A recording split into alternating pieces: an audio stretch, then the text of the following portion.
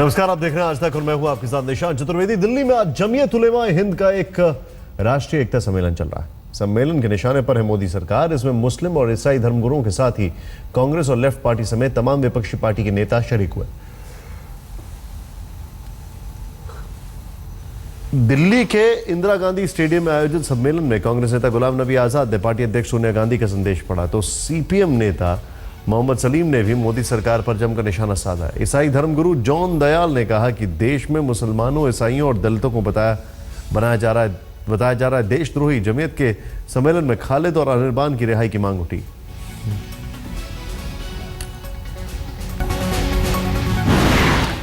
जिस सम्मेलन में खालिद और अनिर्बान के रिहाई की मांग उठी है, उस सम्मेलन में इस मांग पर कांग्रेस और लेफ्ट के नेता जो मौजूद थे, उनका क्या कहना, कैसे डिफाइन करते हैं देशद्रोह को वो, और क्या कहते हैं वो इन लड़कों के ऊपर जो कि अभी बंद। लेकिन इस सम्मेलन में अलग अलग नेताओं ने अलग अलग बयान दिए, जम के सरकार को कोसा। क्या कहा, आइए देखते हैं। लोगों में, मेरी कौम में, पढ़े लिखे लोगों में, ग्रेजुएट्स में, हाई स्कूल पास में, और हमारे एजुकेशन स्टैंडर्ड बहुत ऊंचा है, नौकरी दुगनी हो गई है, दुगनी। ईसाई बिना नौकरी के घूम रहा है। जिनको नौकरी है, अपने से 3 दर्जा नीचे की नौकरी कर रही है। एमए पास है तो चौकीदारी कर रही है, लड़की ने एमए किया है तो स्टेनोग्राफी कर रही है, सेक्रेटरी है, रिसेप्शनिस्ट है। कहा गया सवाल इनसे हट के, ताकि आप सवाल इस पे ना पूछे, उनके गिरेबान पकड़ के ना पूछे कि क्या हो रहा है, मेरा पैसा कहाँ है, मेरा खाना कहाँ है, मेरी आजादी कहाँ है। आप इससे ना पूछे, बहाना कहीं और जाता है। हमको, आपको सारों को देशद्रोह करार दिया जाता है। जैसा कि आप जानते हैं कि मुल्क इस वक्त एक नाजुक दौर से गुजर रहा है। फिरका वाराना ताकतें एक गहरी साजिश के तहत मुल्क के इत्तेहाद को तोड़ रही हैं और मुल्क में नफरत का माहौल पैदा कर रही हैं। देश के सेकुलरिज्म को खासकर निशाना बनाया जा रहा है। ये हम सब के लिए गहरी फिक्र की बात है। ऐसे माहौल में सभी देशवासियों को मजहब, जात पात, रंग और नस्ल के भेदभाव को भूलकर कौमी यकजहती के लिए एक प्लेटफॉर्म पर इकट्ठा करना एक अहम काम है। तुम नाथूराम के खानदान आकर के हमसे तुम देश प्रेम का सर्टिफिकेट मांगोगे, ये हमें हरगिज बर्दाश्त नहीं है। मुंह में राम नाम और दिल में नाथूराम, ये इस मुल्क में चलने वाला नहीं है। सवाल ये नहीं है कि हमारे घर में क्या पक रहा है, हम मछली बना रहे हैं या गोश्त बना रहे हैं, वो बड़े का है या छोटे का है, हुकूमत का, सियासत का, ये कोई मुदाखलत इसमें हो नहीं सकता। हमारे खुराक के बारे में, हमारे जुबान के बारे में, हमारे इबादत के तरीके के बारे में, हमारे यकीना के बारे में, आजादी के पहले, आजादी के बाद जो लोग भी इस मुल्क को बनाने में अपना अपना देन दिए हैं, उससे संघ परिवार को बहुत नफरत है। और इसलिए उनको कम्युनिस्ट से भी नफरत है, उनको मुसलमानों से भी नफरत है, उनको क्रिश्चियन से भी नफरत है, और उनको जो भी इस देश के देश प्रेमी, जो भी इस देश के हुब्बुल वतन और आजादी की लड़ाई में कांग्रेस पार्टी जिस तरह से सबसे बड़ा मंच बनकर के उभर के आगे लड़ा था, और जमीयत उलेमा हिंद जैसे ताकत जो आजादी के लिए कुर्बानी दिए, उससे भी उनको नफरत है। हम इस नफरत के आग में हिंदुस्तान को जलाने नहीं देंगे।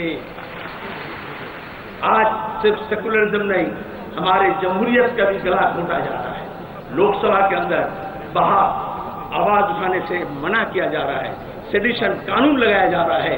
हम आपसे ये कहते हैं, ये लड़ाई हम सब एक साथ लड़ेंगे, और फैज की जुबान में ये कहना पड़ेगा, बोल के लफ्ज आजाद है तेरे, बोल के लफ्ज आजाद है तेरे। जिस वो जुबान की मौत से पहले ये वक्त काफी है, बोल अब भी जो कुछ कहना है तुझे सुने। क्या मोहम्मद सलीम और गुलाम नबी आज़ाद बताएंगे कि जेएनयू में जो देश विरोधी नारे लगे थे वो मोहब्बत की हवा थी या नफरत की आग? सीधे चलते हैं पटना। आपको वहां पर प्रधानमंत्री पहुंचने वाले हैं नीतीश कुमार इस वक्त संबोधित करते हुए। पटना उच्च न्यायालय में जितने न्यायाधीश रहे हैं, पहले रहे हैं, मैं उन सबको याद करता हूं। एक से एक विद्वान अधिवक्ता यहां अपनी वकालत करते रहे हैं। वह सबके लिए ये गौरव का दिन।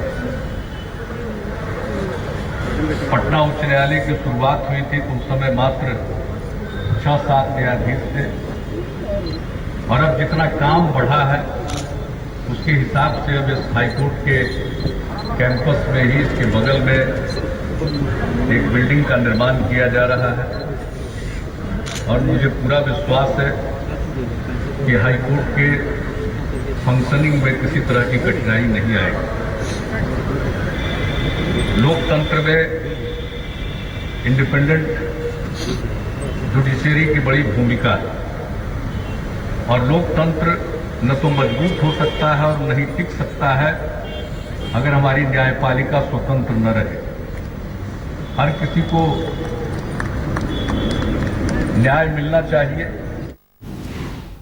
बात प्रधानमंत्री मोदी के बिहार दौरे की। प्रधानमंत्री इस वक्त पटना हाईकोर्ट के शताब्दी कार्यक्रम में हिस्सा ले रहे हैं। इसके बाद वो हाजीपुर जाएंगे, जहां वो मुंगेर और हाजीपुर में रेलवे ब्रिज को देश को समर्पित करेंगे। साथ ही बरौनी मोकामा ब्रिज का शिलान्यास भी करेंगे। इस मौके पर वहां नीतीश और तेजस्वी मौजूद रहेंगे। इसके बाद पीएम हाजीपुर जाएंगे, जहां वो मुंगेर और हाजीपुर में रेलवे ब्रिज को देश को समर्पित करेंगे। साथ ही बरौनी मोकामा ब्रिज का शिलान्यास करेंगे।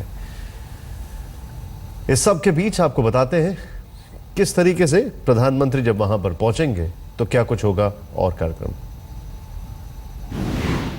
बिहार चुनाव के बाद प्रधानमंत्री मोदी पहली बार बिहार दौरे पर हैं और आज वो यहां कई कार्यक्रमों में शिरकत कर रहे हैं।